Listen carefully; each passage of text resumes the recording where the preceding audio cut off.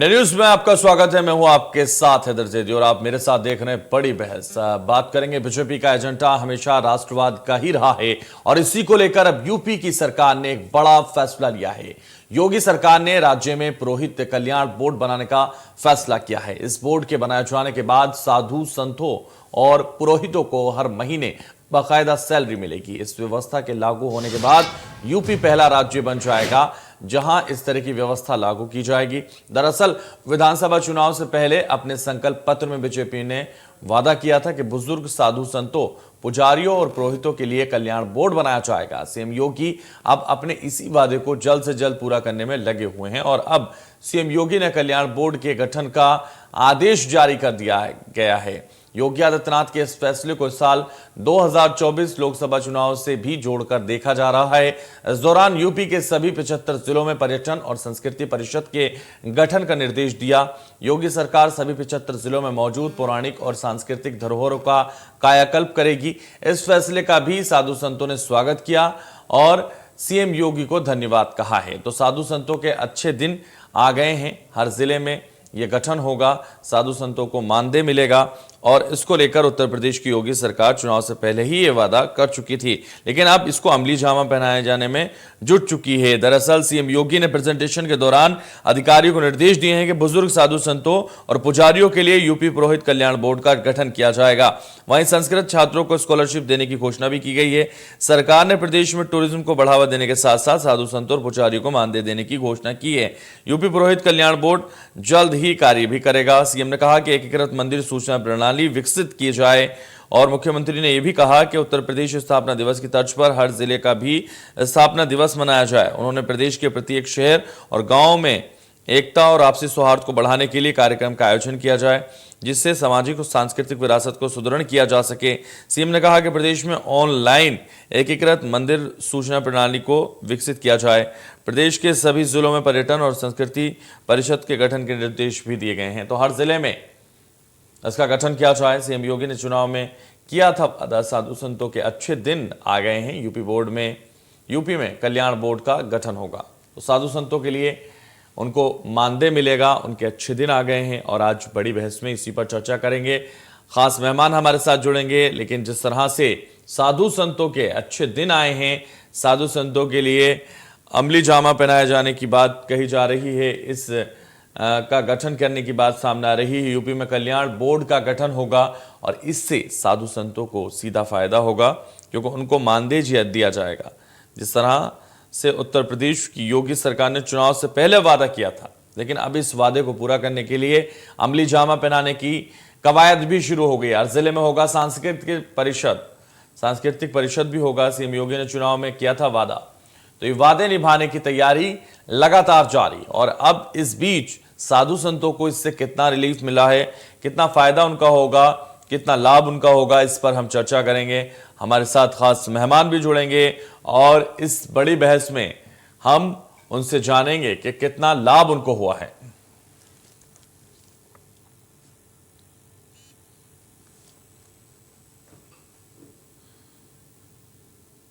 तो खास मेहमान हमारे साथ जुड़ रहे हैं चर्चा में। सबसे पहले स्वागत करा देते हैं मेहमानों का।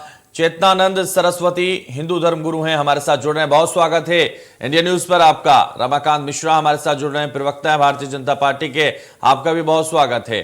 तो जिस तरह से चेतनानंद सरस्वती जी हमारे साथ जुड़ी हैं, सबसे पहले मैं आपके पास ही आना चाहूंगा चेतनानंद जी। जिस तरीके से साधु संतों के लिए ये बात की गई थी, यूपी में कल्याण बोर्ड के गठन की बात हुई थी, लेकिन अब इसको अमली जामा पहनाया जा रहा है, कैसा आपको लग रहा है और कितना फायदा साधु संतों को इससे होगा?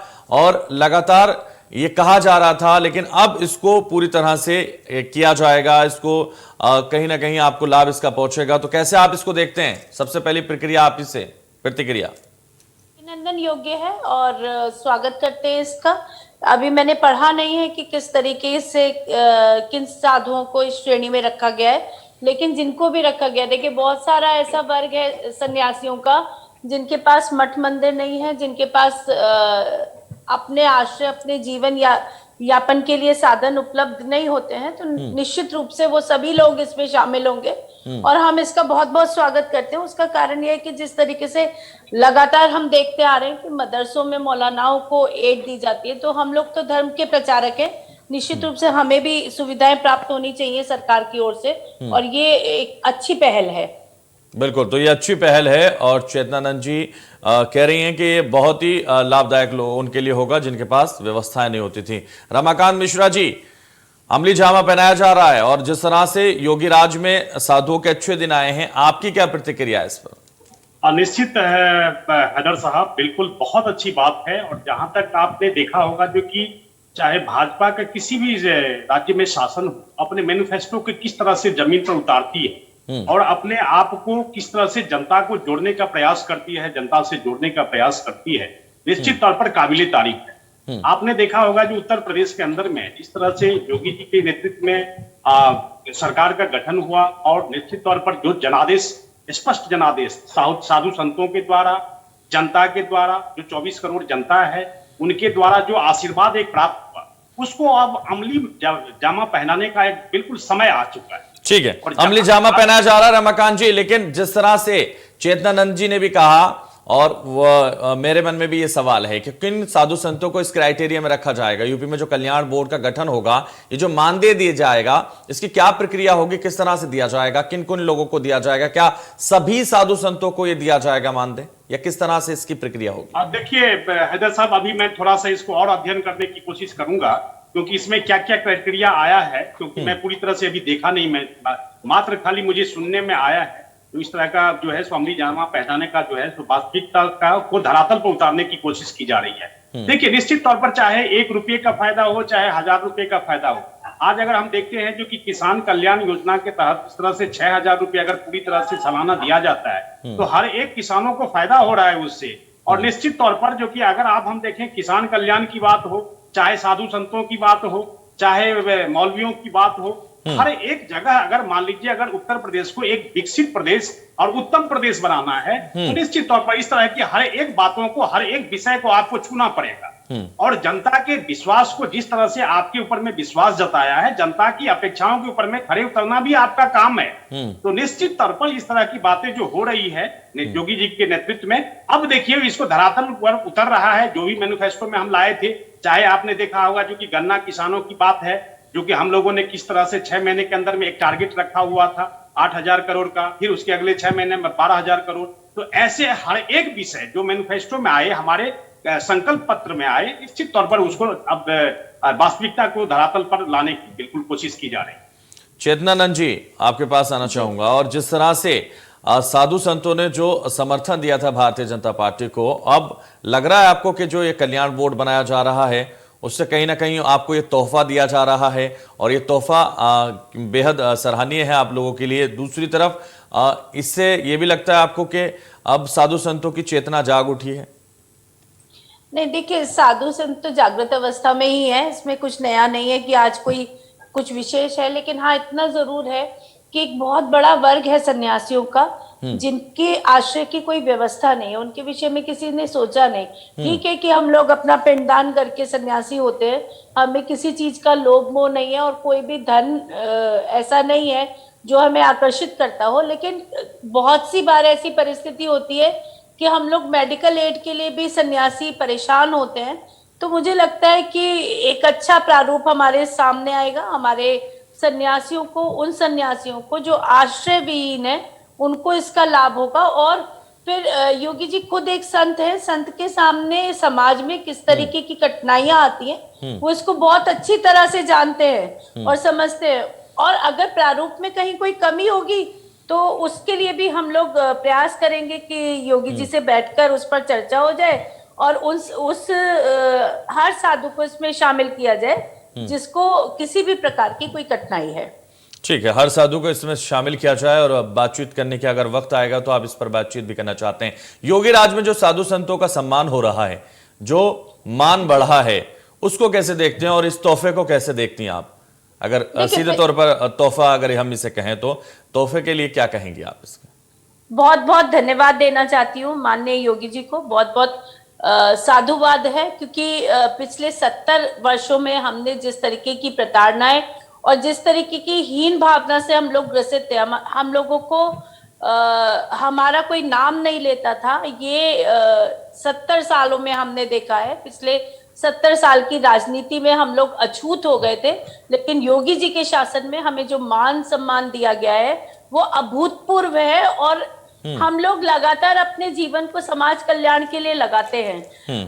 तो कम से कम सम्मान तो हमारा होना ही चाहिए, और वो सम्मान है ये जो उपहार हमको दिया गया है, इसको हम सह स्वीकार करते हैं और बहुत ही आशा के साथ इसको देखते हैं। बहुत ही आशान्वित हैं कि हम लोगों के लिए जिस दिशा में योगी जी काम कर रहे हैं उससे जो बिल्कुल हाशिए पे जो साधु थे उनको बहुत लाभ होने वाला है। ठीक है, बहुत लाभ आपको होने वाला है और सभी साधु संतों को होने वाला है, और उम्मीद ये की जाती है कि सभी को होना चाहिए, क्योंकि इसमें अगर कोई लिमिटेशन रख दी जाती है तो वो बड़ा मुश्किल होगा, क्योंकि सभी साधु संतों को जरूरत होगी। और जिस तरह से आपने बताया कि मेडिकल के लिए जो सुविधाएं हैं या जो जरूरतें हैं वहां आकर सभी को इसकी जरूरत पड़ती है, तो सभी को ये मानदेय मिले तो ज्यादा बेहतर होगा। रमाकांत मिश्रा जी, बेसिक नीड्स के लिए हम लोग बहुत परेशान, बहुत सारे साधु बेसिक नीड्स के लिए बहुत परेशान होते थे। रोटी कपड़ा तो मौलिक अधिकार है, वो सबको मिलना चाहिए। बहुत सारे साधु जिन्होंने अपना पिंडदान किया, समाज में जो लोग ऐसे ही घूमते हैं समाज कल्याण के लिए, उनको सुविधाएं नहीं मिल पाती थी। आज इस बोर्ड के गठन के माध्यम से उनको सुविधाएं उपलब्ध होंगी, तो निश्चित रूप से एक सकारात्मक कदम है ये सरकार का, और अभिनंदन योग्य है। साधु संतों के साथ रमाकांत जी, संस्कृत के छात्रों को स्कॉलरशिप की बात भी कही जा रही है, टूरिज्म को बढ़ावा देने की बात भी सामने आ रही है,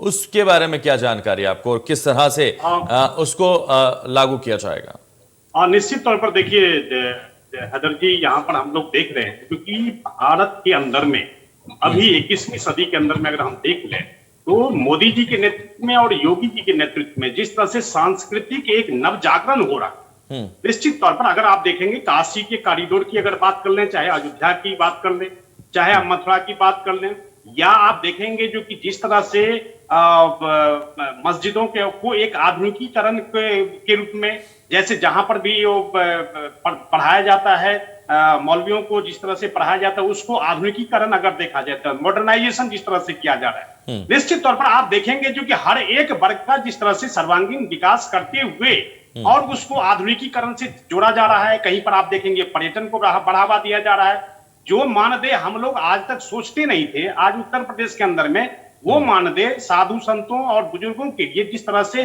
धरातल को उतारने की कोशिश की जा रही है, आप देखेंगे जो कि ये चीज बिल्कुल सबक लेने जैसी बात है। और ये चीज हम लोग कहां से अछूते थे, और जो हम लोग पहले इस चीज को नहीं कर पाए, आज हम लोग इस चीज को कर रहे हैं। तो निश्चित तौर पर बहुत बड़ा वर्ग जो है तो इससे लाभान्वित होगा। ठीक है, बहुत बड़ा वर्ग लाभान्वित होगा और होना भी चाहिए। रमाकांत मिश्रा जी, चेतना जी कह रही हैं कि जिस तरह से ये गठन किया जा रहा है उसका स्वागत वो लगातार कर रही हैं, धन्यवाद वो लगातार मुख्यमंत्री को दे रही हैं, लेकिन एक और बात उन्होंने कही कि वो उत्तर प्रदेश के जो मुख्यमंत्री हैं वो खुद साधु हैं, वो खुद योगी हैं, इसलिए उन्होंने शायद ये फैसला लिया होगा।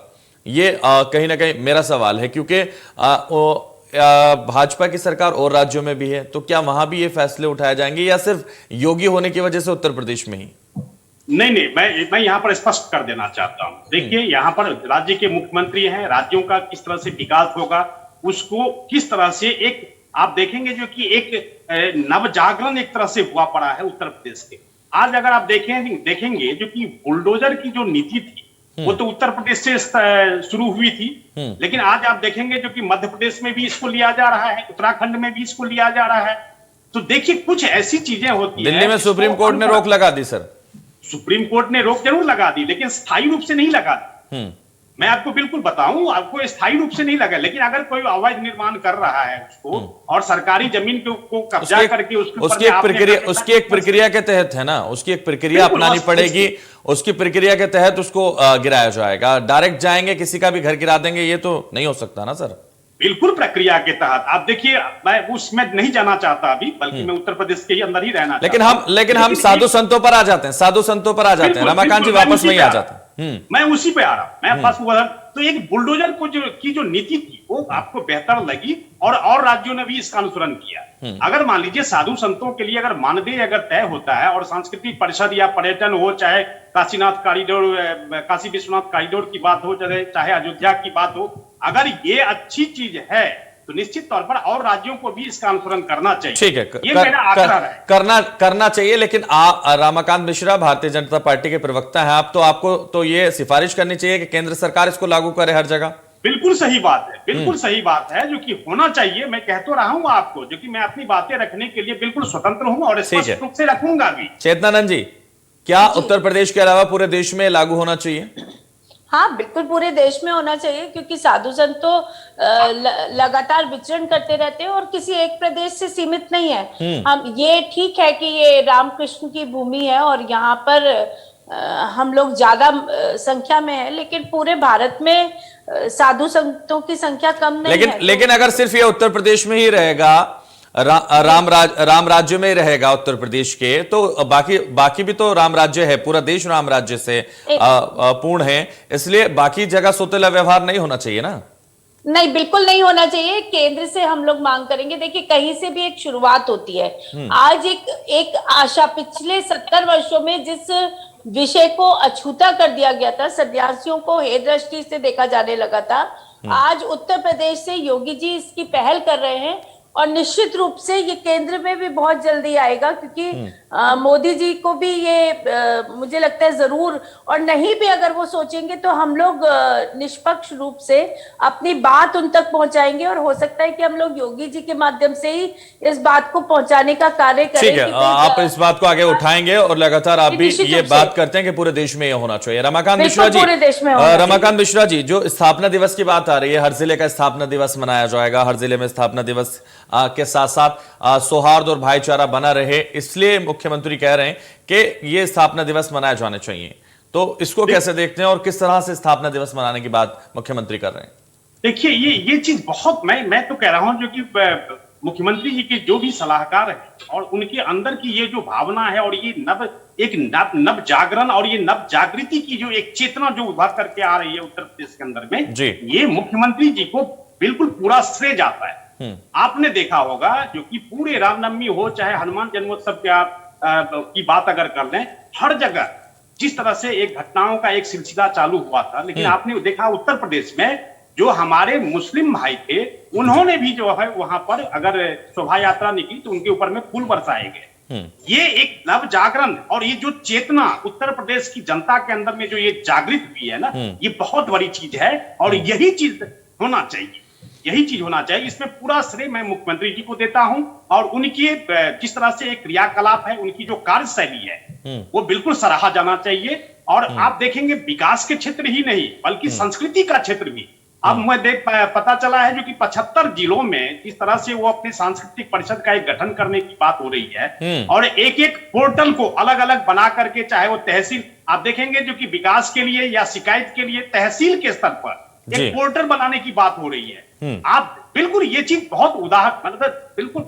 मैं कहता तो हूं, जो कि मैं बहुत प्रभावित हूं इस सब चीजों से, जो कि उत्तर प्रदेश के में योगी जी इस तरह की बातें लेकर के आ रहे हैं, नई नई चीजें लेकर के आ रहे हैं। सामाजिक सौहार्द को बनाने के लिए जो प्रयास होता है मुख्यमंत्री का, वो करने की कोशिश कर रहे हैं। बिल्कुल रमाकांत मिश्रा जी, क्योंकि ये जो स्थापना दिवस की बात है या आपसी भाईचारे की बात है, ये वाकई बहुत ही सराहनीय बात है, ऐतिहासिक है, क्योंकि इस वक्त इतना लोगों में नफरत भर गई है, तो उसको कहीं ना कहीं दूर करने के लिए, आपसी सौहार्द कायम रखने के लिए इस तरह के स्थापना दिवस, इस तरह के सांस्कृतिक कार्यक्रम या इस तरह के सांस्कृतिक आयोजन होने चाहिए। और इसके लिए कहीं ना कहीं मुख्यमंत्री जी वाकई बहुत ही ऐतिहासिक कार्य कर रहे हैं। बिल्कुल सही बात है, इसमें कोई दो मत नहीं है। और जहां तक मैं कह रहा हूं, जो कि आप देखेंगे 2000, अब हम लोगों ने क्या किया है, 2017 से पहले क्या होता था हमें उसके ऊपर ध्यान ही नहीं देना है। हमने देखा जो 2017 के बाद से 2022 तक और 2022 के बाद हम फिर क्या करने जा रहे हैं, उसका तुलनात्मक अध्ययन करेंगे। जो 2017 में जो जहां रह गया था उसको पूर्ति 2022 के बाद किया जाएगा। जिस चीज को हमने जहां पर छोड़ा था या उसी को लगातार क्रमशः उसको लगातार बढ़ाते हुए, चाहे आप देखेंगे शिक्षा हो, स्वास्थ्य हो, बेहतर कनेक्टिविटी की बात हो, चाहे सांस्कृतिक धरोहर को मॉडर्नाइज करने की बात हो, आधुनिकीकरण करने की बात हो, पर्यटन के क्षेत्र में हो, चाहे आप इंडस्ट्रियल हब की बात करें, ये बिल्कुल ऐसा लगता है जो कि हाँ मैं बोल रहा हूं तो बहुत अच्छा लग रहा है, लेकिन नहीं, उसको धरातल पर जब आप कोशिश करते हैं लाने के लिए तो बहुत ये चीज बहुत सराहनीय चीज, बहुत सराहनीय वाकई। रमाकांत जी, फाइनल कमेंट आपका चाहूंगा। चर्चा के में वक्त की पाबंदी है इसलिए समाप्त करना होगा। चेतना जी भी आपके पास भी मैं जाऊंगा, लेकिन उससे पहले फाइनल कमेंट आपका चाहूंगा। जिस तरह से सौहार्द की बात की जा रही है, जिस तरह से स्थापना जिलों की स्थापना की बात की जा रही है या सांस्कृतिक आयोजनों की बात की जा रही है, पुरोहितों के हक की बात की जा रही है, उनके मानदेय की बात की जा रही है, ये सारी चीजें अगर पूरे देश में लागू हो तो ज्यादा बेहतर होगा। क्योंकि उत्तर प्रदेश में आपने कहा कि यहां कोई इस तरह से रामनवमी पर पथराव नहीं हुआ, उपद्रव नहीं हुआ, लेकिन बाकी जगह हुआ, तो वहां भी इस तरह की चीजें होनी चाहिए। बिल्कुल हैदर साहब, मैं कह रहा हूं पूरे भारत के अंदर में इस तरह के आयोजन होने चाहिए। और जहां तक पुरोहितों के मानदेय की बात है, साधु संतों के मानदेय की बात है, बिल्कुल होना चाहिए। और ये इससे बिल्कुल बहुत बड़ा एक वर्ग जो है लाभान्वित होगा। और उनके निश्चित तौर पर जो कहते हैं रोटी और कपड़ा और मकान की जहां तक हम बात करते हैं, उनका भी अधिकार है, बिल्कुल होना चाहिए। और उत्तर प्रदेश के तर्ज पे ही इसी तरह का सौहार्द का वातावरण कैसे बने, ये हर एक राज्य में इस तरह के आयोजन हो तो बेहतर हो। बिल्कुल बिल्कुल। चेतना जी, आपके पास भी आऊंगा और फाइनल कमेंट आपसे लूंगा, उसके बाद चर्चा को समाप्त करूंगा। आप कैसे देखते हैं, क्या ये सारी चीजें पूरे देश में होनी चाहिए या सिर्फ उत्तर प्रदेश तक ही सीमित रहनी चाहिए? दूसरे तौर पर आप हिंदू धर्म गुरु हैं, तो ऐसे में ये जो सौहार्द की बात आ रही है, क्योंकि अब नफरतें इतनी फैल गई हैं लोगों में, आपसी भाईचारा बिल्कुल नजर नहीं आ रहा। और भले ही उत्तर प्रदेश में इस तरह की घटनाएं ना हुई हो, लेकिन असर जरूर पड़ता है। बाकी राज्यों में जो हुई हैं उसको देखते हुए असर जरूर पड़ता है। तो क्या मैसेज आप देना चाहेंगे?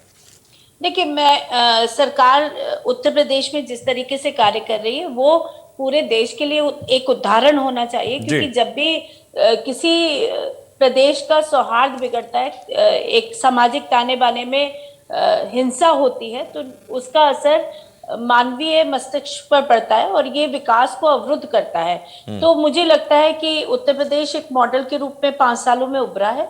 इससे पूरे देश को सबक लेना चाहिए, केंद्र को इसका संज्ञान लेना चाहिए और उसी तर्ज पर, जिस तर्ज पर उत्तर प्रदेश चला है, उसी तर्ज पर आगे पूरे देश को चलना चाहिए। उसका कारण ये है कि जब सौहार्द जहां बिगड़ जाता है, पिछले एक लंबे समय तक हम लोग हिंसा की शिकार रहे हैं, मानवीय मस्तिष्क पर इसका गहरा प्रभाव पड़ा है। आगे जब सौहार्द बनेगा, आपसी तालमेल बनेगा, तो तभी चीजें सुधरेंगे और देश विकास की तरफ बढ़ेगा। शायद इस तरह से हम लोगों को मिलकर, सब लोगों को मिलकर इस तरह के आयोजनों का स्वागत करना चाहिए। सब लोगों को एक दूसरे के प्रति भाईचारा और प्रेम बनाए रखना चाहिए। चलिए, बहुत शुक्रिया चेतना आनंद जी हमारे साथ जुड़ी, बहुत शुक्रिया चर्चा में जुड़ने के लिए। रमाकांत मिश्रा जी, आप भी हमारे साथ जुड़े, आपका भी बहुत शुक्रिया। तो फिलहाल बड़ी बहस में बस इतना ही, दीजिए मुझे इजाजत और आप देखते रहिए इंडिया न्यूज।